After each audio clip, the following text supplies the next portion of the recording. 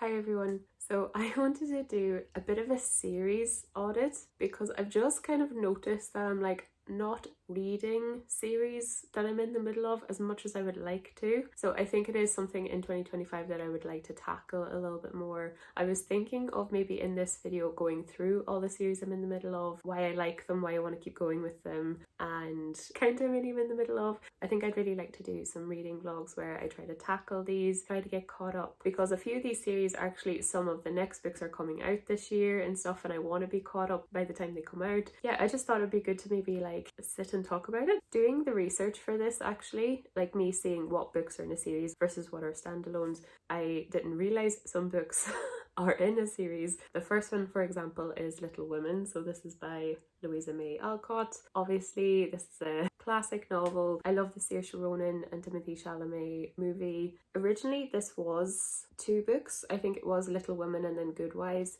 But most of the time now, when you buy this book, it has both books together. And the movie is both stories together as well. On Goodreads, when you look at a book, it'll say the series and what number it's on. So when this said number 1, I was like, oh, it's Little Women and Good Wives. But no, there is Little Men, which is book 2, and apparently that's about her own boys, like her own children, and the boys who go to her school that she's founded. And then in book 3 is Jo's boys, which is, I think, the boys grown up and it's their own story, so I don't think it's focused on Jo at all. So yeah, that's something I learned by doing research for this video. So this is a series I'm in the middle of and I didn't realise. I don't even have these two books physically, so I do need to go buy them or get them in the library or get them on my Kindle, but I do definitely want to continue this story. If you don't know, Little Women is about this group of sisters and their lives, their relationships with each other, their romantic lives, what they want to get out in life. You have Laurie, their next door neighbour. He feels part of the March family and it's just very heart-wrenching. It definitely pulls at your heartstrings. It talks a lot about women and their roles, how they're viewed in society. I really love how the movie was done. Alcott kind of wrote herself into Jo a little bit. I think Alcott didn't want Jo to have a romantic ending, but the editors really wanted her to write that in. And I love how the movie did that. I really like how they kind of played with that theme, I suppose. So really love this book, really love the movie, and I am excited to read the other two books that I didn't know existed. So series number 2 is Vita Nostra. So I have the first book and then the second book is Assassin of Reality, and actually book 3 is coming out in English this summer, I think. I'm forgetting the name of book 3, but I'll put a picture here, but that is coming out this summer. These are originally Russian books and these are translated by Julia Matov-Hersey. So I really loved Vita Nostra. It's very wacky, like fantasy, dark academia, very out there, very thought-provoking. You can have so many theories of what's going on. I really, really enjoyed it. And I remember reading it, I was like, this is so weird. But then I think my thoughts looking back on it, just thinking how smart it was. This is by Marina and Sergey Dyachenko. They're a married couple.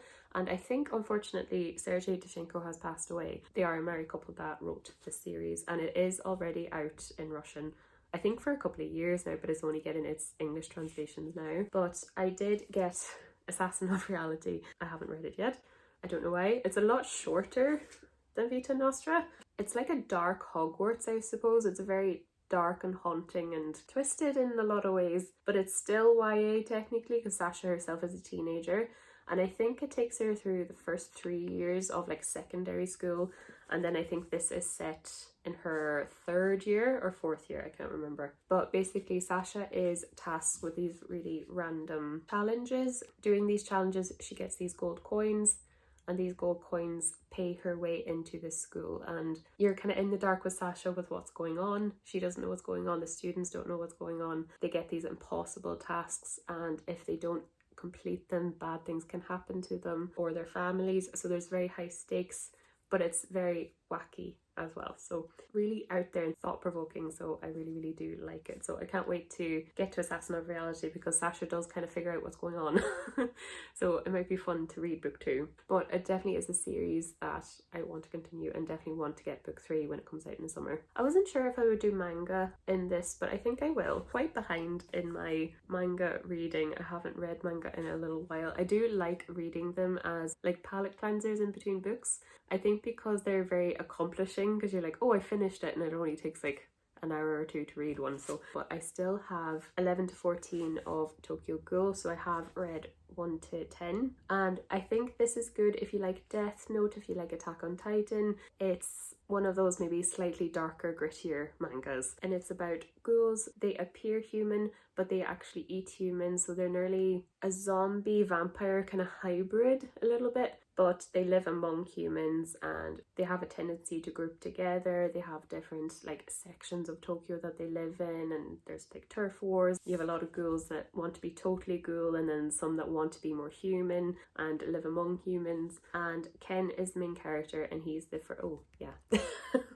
that's him. He's the first human ghoul hybrid, so he's both, and he's struggling with like his appetite and where he fits in. What's he going to do? He has a very big character development turning point arc as well. I think it's just very, very good storytelling, so I definitely would recommend. I need to finish this off. There is also Tokyo Ghoul RE as well, and I think that's a prequel series with lots of different characters. But yeah, I think I definitely will focus on trying to finish these 4. This one, I don't know why I'm being so slow with, but I've read Belladonna by Adalyn Grace, and this is the 4th series I'm in the middle of. I still have to get to Foxglove and Wisteria. I read this one Halloween, and I think in my head I'm like, oh, this is a Halloween book, but then a few Halloweens have passed and I still haven't read the other 2. So I probably should just read them whenever. But like a darker romantasy with a murder mystery thriller element. We have Signa. She's kind of semi-immortal a little bit. She can't really die, but every time she cheats death, she sees death personified. She feels like she's cursed actually because she's orphaned, and every time someone takes her in, they get hurt as well. And she ends up getting taken in by, I think, a distant cousin, and there's a murder mystery element to that too.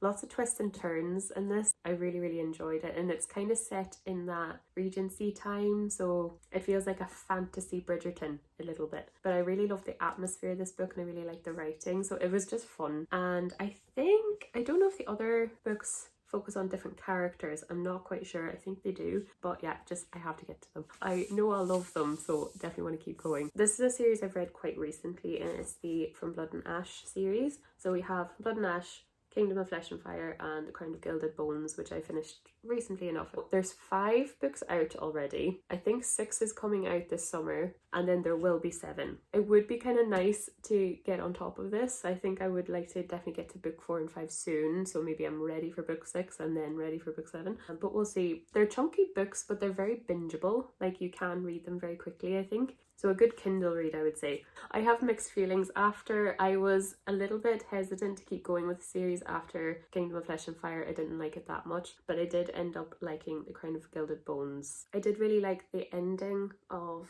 the 3rd one, so I think I will keep going now. These aren't the best written books. They're just kind of like, you want a romantasy series? Yeah, go for it. It's a forbidden romance. So you have Poppy. She's the maiden of this kingdom. Because of this, she's been really kept away from society. So she doesn't socialize much. She's not supposed to have any of her own direction in life or have a companion, have some friends. She's very much controlled by the king and queen in this kingdom, but she ends up having a forbidden romance with one of her guards. It's a bit of a high fantasy, a little bit. There's a lot of different creatures, there's a lot of politics. I did find these 2 a little bit info dumpy, a little bit middle book syndrome. I'm confident I'll enjoy the rest of the book, so they're not the best. Like, none of them have been more than a 3-star for me, but I definitely will continue with them. Okay, this is series number 6 I'm in, and this is actually a graphic novel. So I need to move on to the next Lore Olympuses. So these are by Rachel Smith, and these are actually a webtoon that she's made into books. I think I've read somewhere, I think I was read it, that there's going to be 12 altogether. Correct me if I'm wrong, I'm not quite sure, but I have read the first 3 volumes and I have 4 and 5 here, and I think 9 is coming out this year. I think she releases 1 or 2 a year, like a bind up of a couple of the chapters of her webtoon. So I'm actually really enjoying this, so I do want to keep going with it. It's about Hades and Persephone set in kind of an urban fantasy setting. I really like the art style. Everyone kind of has their own colour. It can be very, very funny in places, but also quite dark in places, so it's got a kind of a good balance of that. They're very nice to read, so I am enjoying them. Again, with graphic novels, I kind of treat them like manga a little bit. I like reading them in between books, but I haven't in a while. I don't really know why. I think it's because they're harder. You have to be kind of home to read them. Like bringing manga or bringing graphic novels with you somewhere. I bring books with me everywhere in my Kindle, but I think bringing manga and graphic novels seems a bit nonsensical a little bit because you finish them so quickly,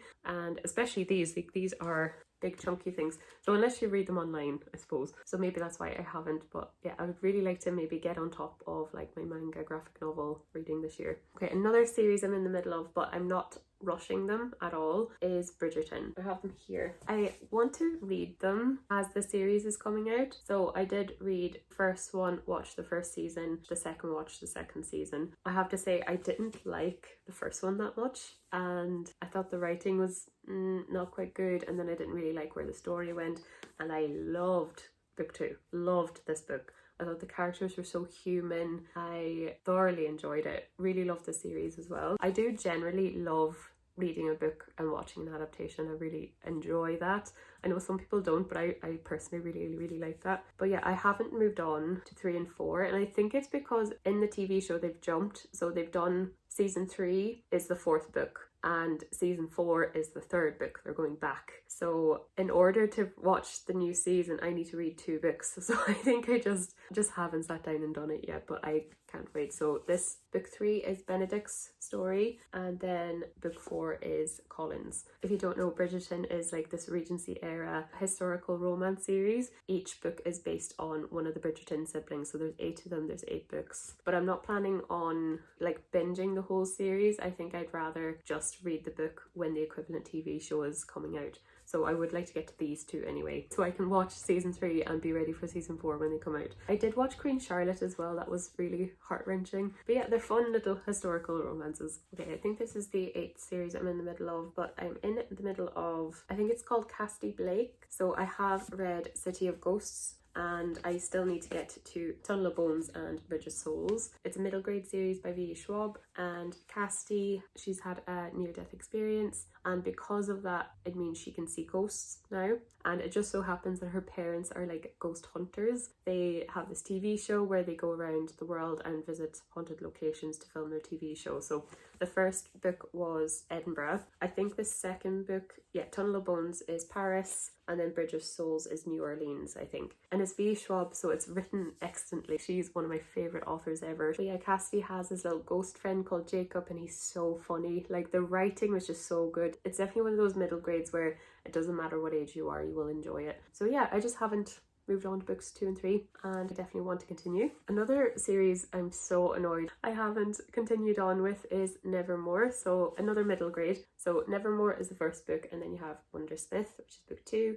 I think the 3rd book is Hollowpox, and then book 4, Silverborn. And Jessica Townsend is actually, I think she's planning a 9-book series, so it will be a long running series, but I would definitely love to stay on top of it, to be honest. I loved Nevermoor. It was a 5-star book for me. It's been compared to Harry Potter a lot, and I do see the similarities. Morgan is the main character, and she is this cursed child, and these cursed children are supposed to bring bad luck to people. And I found the first few chapters of this so funny because people keep blaming Morgan for their stupidity just because she's cursed. She has to write apology letters and stuff. She's actually cursed to die on her 11th birthday, but actually on her birthday she's whisked away to Nevermoor by Juniper North, and he's kind of this mysterious man who is part of the Wondrous Society, and the Wondrous Society has this competition to let people in their society. They try to trial the best and the brightest. He never sponsors anyone, but he's sponsoring Morgan,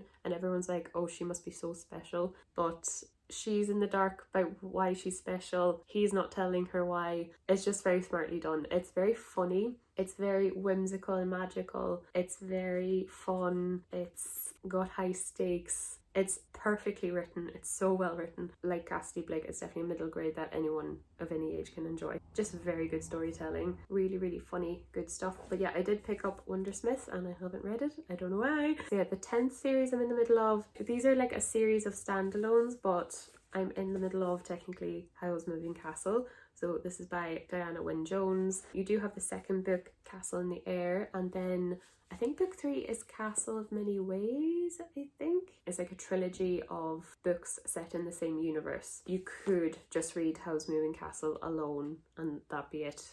The story itself isn't continuing. But yeah, I really loved Howl's Moving Castle. The movie is wacky, but this is wackier. Everyone always says the book and the movie are so different, but I actually was shocked by how similar it was by the movie. I just thought they would be two totally separate things, but they do definitely have similarities in the storytelling. So Howl's Moving Castle obviously is about this woman called Sophie, and she's actually cursed to be an old woman. So she's actually a young woman. I think she's only a teenager, and she's been cursed by this witch to make her 90 years old, I think. And she ends up on Howl's castle, and she ends up helping Howl, the magician. So she thinks she might get help from Howl, so she ends up kind of sneaking aboard. I think Howl is even more dramatic in the book than he is in the movie. You have Calcifer as well, and a few extra characters I think in the book versus the movie. But yeah, super wacky, super whimsical.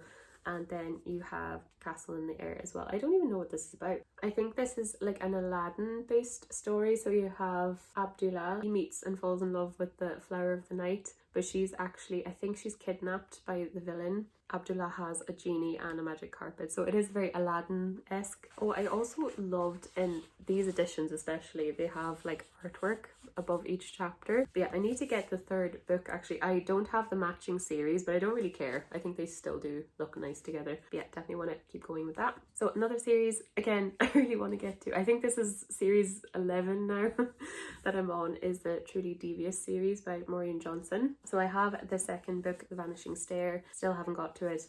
And I think there's 5 books in this series. I think there's the original trilogy that's set in the school, and then I think books 4 and 5 are the same characters, but I think it's set in the summer. I think one of them's in a summer camp. The main character of this is Stevie Bell, and she actually ends up getting into this school called Ellingham Academy. This is kind of like a special school for special people. It really caters to whatever talent you have, and Stevie has a real talent for crime solving, so she gets to study different things that will help her to become a detective in the future. But the academy itself actually has this unsolved murder mystery case. She wants that to be her school project. So I really enjoyed this. It's kind of a fun teenage novel as well. So you have Stevie like making friends. There's a little romance plot in it as well, but it is just a fun, really good murder mystery. It's definitely a YA, leaning on younger YA, I think. Really bingeable, really good. And yeah, I'm excited to get onto The Vanishing Stair because I do want to find out what happened with this case. The case itself is very, very intriguing. You can see I've read book 1 of a lot of trilogies and I need to keep going with them. So I have the Atlas series by Olivia Blake. So I have read the Atlas 6, but I haven't got to the Atlas Paradox or the Atlas Complex yet. I liked this book, I didn't love it, so maybe that's why I'm just not rushing to finish it. These 6 academics are invited to join the Alexandrian Society. This is the society that holds all the world's knowledge. So trial-based fight to the death type competition. I think it was like less exciting than I thought it would be, but a very good character-driven story though too. I love there's like rivalries, there's romance, there's really messed up characters, there's just an intriguing plot. I feel like the world building was a little weak in it, but I did quite enjoy this, so I would really like to keep going. But yeah, really fun Dark Academia series. Okay, this is the only one that I'm like, will I keep going with it? I don't know. I like the TV show, but I'm on book 3 of The Vampire Diaries. I did say to myself, The Vampire Diaries is a very long series actually. It's 16 books, I think. Oh no, it's 13, sorry, 13 books. But it's divided into kind of mini series, and the first 4 are the first complete series. So I said to myself I would read the first 4 and then I'll see, but these are very silly but kind of campy and fun too. These were written and released in the 90s as well, so there's just a lot of things that didn't age great. So obviously The Vampire Diaries is a very popular, it was a CW show. I think it came out in the late noughties, but it's basically this vampire love triangle story. Elena in the series, main character, she's very, very different in the book series. She's this very like mean girl, spoiled brat, Regina George type character, which is quite interesting to read from, I thought, where the Elena in the TV show is more your typical kind of heroine in a TV series. But she meets Stefan and falls in love with him, and he's a vampire. And Stefan actually has this really nearly deadly rivalry with his brother Damon. Stefan is more like wants to integrate to life with humans, where Damon wants to be a powerful vampire. So they're always at odds with each other. I think they're very good vampire books. It's not a great romance story. I thought it was so insta-lovey, very like overly silly. It definitely is a very immature teenager making stupid decisions, even more so than Twilight. Why Bella chooses things makes sense. Why Elena does, I don't know. It's way too insta-lovey for me. But The Awakening and the Struggle, book 2, the ending was actually interesting enough that I'm like, oh, I think it would be fun to keep going. But they're just kind of fun, campy little silly books, so I think I will move on to book 3 soon. I'll definitely give up to book 4 a go, and then I'll see if I continue with the rest of the series. I definitely would say if you're interested in Vampire Diaries, maybe watch the TV show rather than read the books, but they are kind of fun. You know, they're kind of like brainless, fun books to read. But yeah, it's funny, you get to book 5 and like they start getting very thick. I'm like, how can they tell that story over 13 books? I really don't know. But yeah, the first 4 are quite short. So another manga series I'm in the middle of is Black Butler. I have read volumes 1 to 4 and I have 5, 6 and 7 here, but there's like 30, I think. This is an ongoing series. Like, it started in the noughties, I think, but it's still ongoing. I don't know where they're at with the English translations. I think they're roughly 31, 32, 33. But yeah, it is a fun series, so I am looking forward to keeping going with it. It is very funny, but also very dark too. A little bit like Lore Olympus. But you have Sebastian the butler, so he is the butler of this mansion, and he's like the perfect butler, so he can just do things perfectly, and you find out why. And then you've got some servants in the house who are so useless, so it's quite funny just to see how they run the manor. But the Earl Phantom Hive, where is he? Oh, there he is. The Earl Phantom Hive, he's like this child master of this manor, and he, I think, owns a toy company. He actually helps out the crown as well. It's quite episodic as well. There was actually a Jack the Ripper subplot in volumes 2 and 3, I think. In the volumes I'm reading at the moment, I think Sebastian meets another amazing butler, I think, to an Indian prince, and they have kind of a rivalry, so that's what's happening at the moment, I think. But these are just fun. They are just like fun, more light-hearted than Tokyo Ghoul, definitely, but definitely has darker themes to it as well. But yeah, I really like the art style. Yeah, definitely would like to catch up. What number am I on now? 15. Oh dear. So the next one I'm in the middle of is the next Crescent City book. So you have the first one, which is House of Earth and Blood. The second one is House of Sky and Breath. And then this one is House of Flame and Shadow. And I can imagine there's going to be 4 books, because I think there is 4 houses. Yeah, you have House of Many Waters as well. So I can imagine there's going to be 4 books in this series. But I still haven't got to House of Flame and Shadow yet. And I actually really enjoyed books 1 and 2. I really thoroughly enjoyed them. I think I like them slightly more than ACOTAR, maybe because it's slightly more adult, I suppose. But it's an urban fantasy, so you have all these different creatures. You have Bryce, the main character, and she's half human, half fae. Hunt is the other main character. He's an angel. You have like fauns and mermaids and lots of different characters, but it's set in a city, like modern day city life. It's really fun, but also dark and heavy too. You can probably tell I like when there's a balance of that. But the first book, House of Earth and Blood, is a little bit more of a murder mystery. The second book is a little bit more political. So yeah, I just still haven't gotten to this, but I can't wait to. I loved being in these stories, and because they're so chunky, you're in them for a while. You obviously don't read these super quickly because they're so big, so it is kind of nice to be in a series for a while. And I loved reading Sky and Breath because I was like, I know what I'm getting essentially, so I'm looking forward to moving on to this one. But I really do like this series. The ending of Sky and Breath was one of the best endings in a long time that I read. Oh, this is so chunky. I think, how many pages is this? It's 800 pages of a big hardback. It is just like a tome. This is another chunky one as well. I still have to read the prequel to Sleep in a Sea of Stars. So this is like a really good space opera, basically like a fantasy set in space, more or less. It's a really good sci-fi novel. It's about Kira. She's part of this team that have to scope out new planets to see if they will be habitable, and she ends up discovering something on this planet, and it just kind of changes her life. I really liked the characters in this. I felt the characters were a little bit cartoonish, a little bit, but I still really loved this book. And it is like, yeah, 900 pages. Again, this is like such a tome, but I found it so enjoyable to read, and it didn't actually take me that long. I think I was just very immersed in it. But the author did come out with a much smaller prequel. I think it's a very similar story, but it's set, I think it's 50 years before To Sleep in a Sea of Stars, but it's about a group of space travelers, and I think it's about first contact with aliens, I think. Yeah, I'm interested to see how different this is to the first book in terms of first contact type story. Yeah, so I think that'll be good to get to. I don't own it, but I need to get to Throne of Secrets by Kerry Maniscalco. I did read Throne of the Fallen last year, I think, and I did really quite enjoy it. So this is a spin-off series of Kingdom of the Wicked, and I would say you do need to read Kingdom of the Wicked first before you get into these, because you will be spoiled. But these are a series of standalones that she's coming out with. The original trilogy is about Prince Wrath. This is about Prince Envy, and the original trilogy is more of a murder mystery plot along with a romantasy plot. This one is more of a game, would you say? I think Throne of Secrets is a rivals to lovers type story, I think, and it's about, is it gluttony? I think it's gluttony.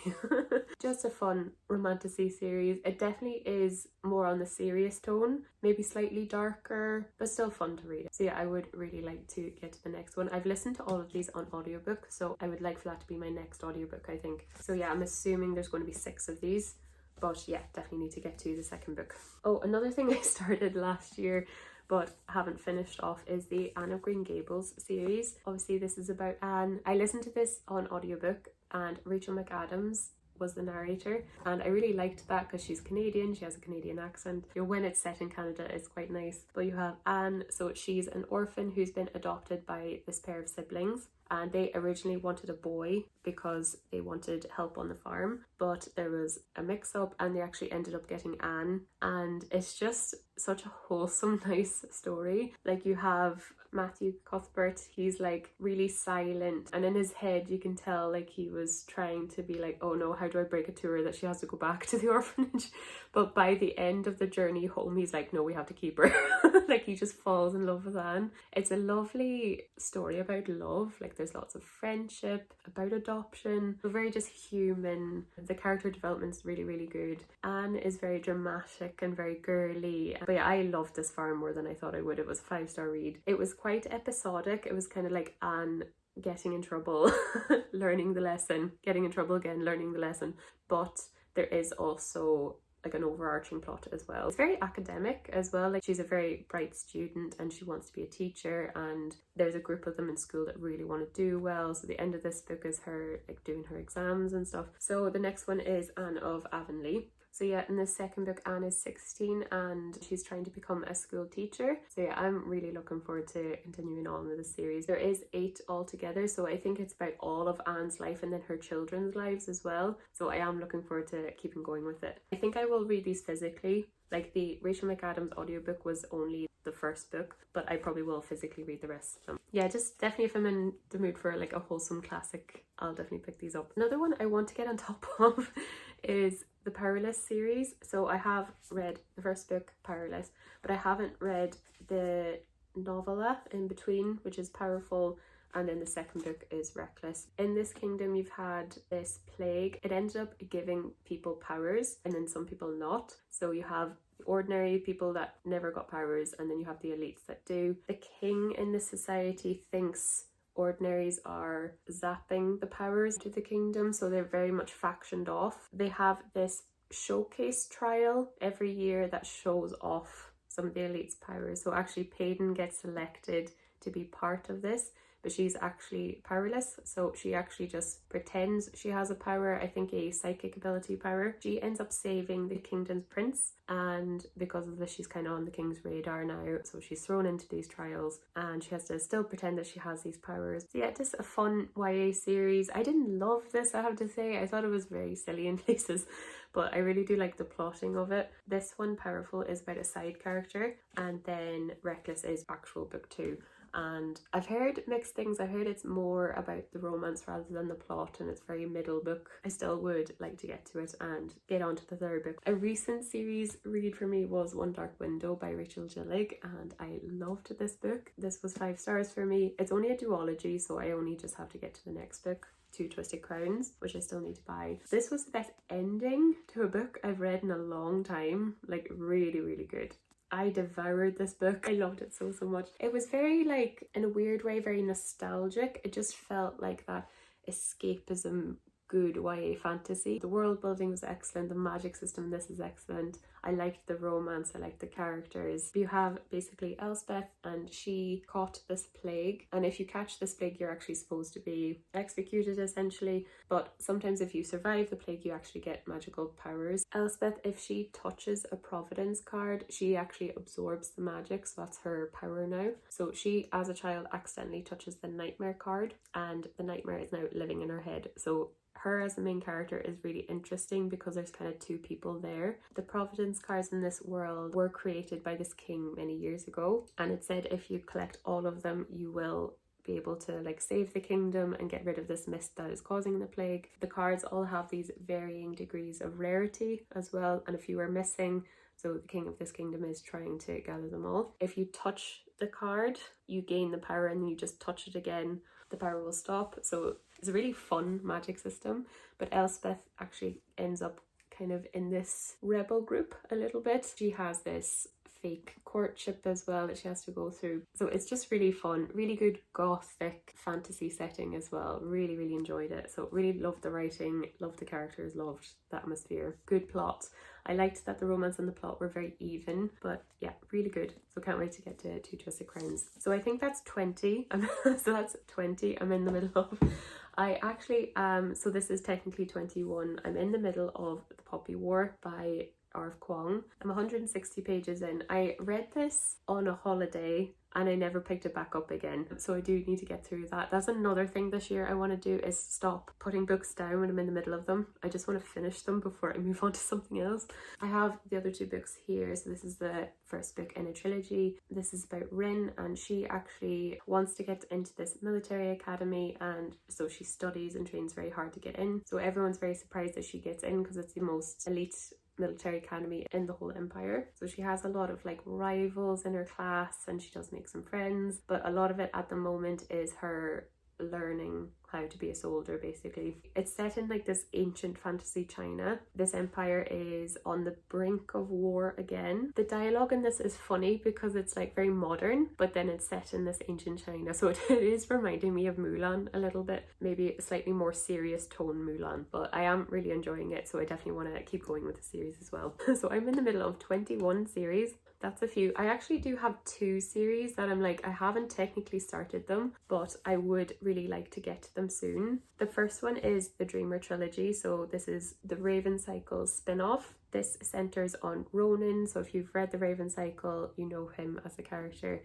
and he's the main character of this trilogy. I would really like to get to this one. I'm not counting it towards my counter because I haven't started it yet. I would really like to get to it just because I've read the Raven Cycle and would like to keep going. Similarly enough with the Hunger Games.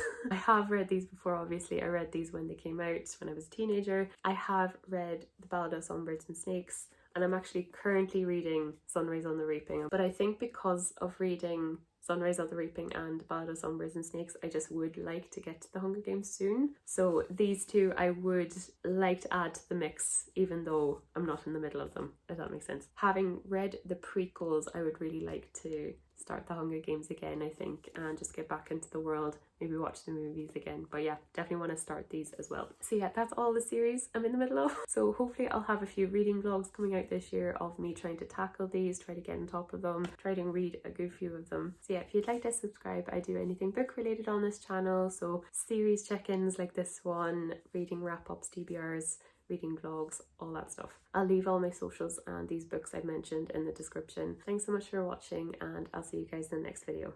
Bye.